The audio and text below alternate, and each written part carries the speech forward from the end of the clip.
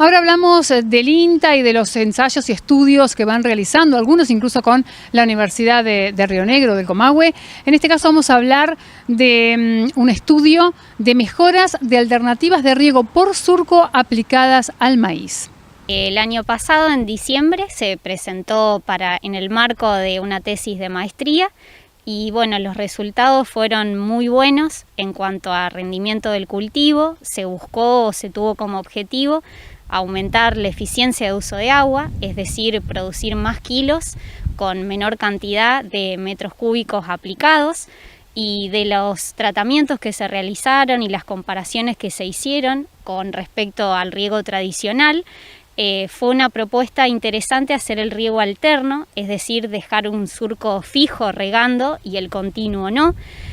Con eso lo que logramos es disminuir la cantidad de agua que se aplica y por lo tanto disminuir la percolación, en donde indirectamente al disminuir la percolación en los riegos y hacer un balance mucho más óptimo, estamos aportando a la fertilidad química del suelo, ya que hay macronutrientes, sobre todo el nitrógeno, que es muy móvil en el suelo y se va a trasladar en una pérdida si la percolación es muy importante. O sea, si bien es importante un poco de percolación para lixiviar sales, quienes están en el tema lo entenderán y lo valoran, en cantidades grandes eso no es bueno. Entonces nuestra idea fue plantear un manejo sencillo, modificar la unidad de riego, pensar en el caudal que se utiliza, en el caudal unitario, modificando el frente de riego, es decir, el ancho, la cantidad de surcos que se están regando, e incorporar esta alternativa de riego alterno. ¿Que fue contrastada con qué con otras modalidades de riego? Las otras modalidades de riego en suelos de textura fina o media fueron el riego tradicional, es decir, se riegan todos los surcos, que es la manera más convencional que se hace en el valle, y el riego por pulso en condiciones de nula pendiente. Contrarrestando estos tres tratamientos, se favorece y se recomienda el riego alterno. También se incorporó una variable más, que es cuánto vamos a demorar para hacer el próximo riego, que se llama factor de agotamiento, es decir, cuánto vamos a consumir de agua en el perfil de suelo para ingresar al próximo riego. Nuestra idea es ajustar lo más que se pueda la eficiencia de uso de agua y la productividad para lograr, digamos, un mejor uso del recurso.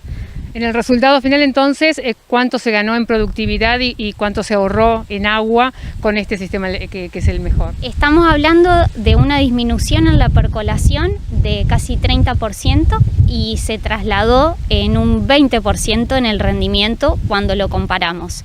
Y esto que les decía del factor de agotamiento, se planteó volver a regar cuando se consumía un 60% de la humedad en el perfil de suelo versus un 40%. Y bueno, en esta comparación no se encontraron diferencias estadísticas entre ambas frecuencias. Lo que sí se logró, reponiendo cuando se agota un 60%, es una mayor eficiencia en el uso de agua. ¿Y esto llevado al campo del productor? ¿Cómo se puede hacer? Porque uno le puede sugerir al productor y dice, bueno, pero ¿cómo hago esto? Sí, hay en principio términos generales. La idea es no generar un caudal erosivo, pero sí aumentar el caudal unitario y disminuir los tiempos de aplicación. Esto lo que implica es tener frentes de riego más cortos para compensar y aumentar ese caudal. Y por otro lado, existe una herramienta que nos ayuda a trabajar y a hacer un mejor asesoramiento, que es un software específico para riego gravitacional. Hay variables que necesitamos tomarlas in situ en el campo para luego hacer las recomendaciones, pero en términos generales es lo que proponía. Una vez instalado, el riego, digamos, es fijo, se riega siempre el mismo surco. Exactamente, se podría plantear una alternancia, pero no sería necesario. Es decir, que no le sirve para una sola temporada, digamos. Siempre se va a ir rearmando el tema de los surcos año a año, por una cuestión de labranzas y de trabajo del suelo, pero lo que sí se recomienda es, una vez que está planteado el riego, alternar este tipo de propuesta, digamos. Una de las ventajas del riego gravitacional es el bajo, implica un nulo consumo energético, lo cual es la ventaja del riego gravitacional. Lo que sí sucede en la Argentina y en muchos lugares es que la eficiencia de aplicación está por debajo de lo que podría darse. Y esto lo que requiere para llegar a ese buen desempeño de este tipo de riego, que es muy noble, el riego gravitacional, necesitamos ajustar variables de manejo. Eso sería básicamente caudal y tiempo de aplicación, lógicamente teniendo en óptimas condiciones el terreno, ¿no?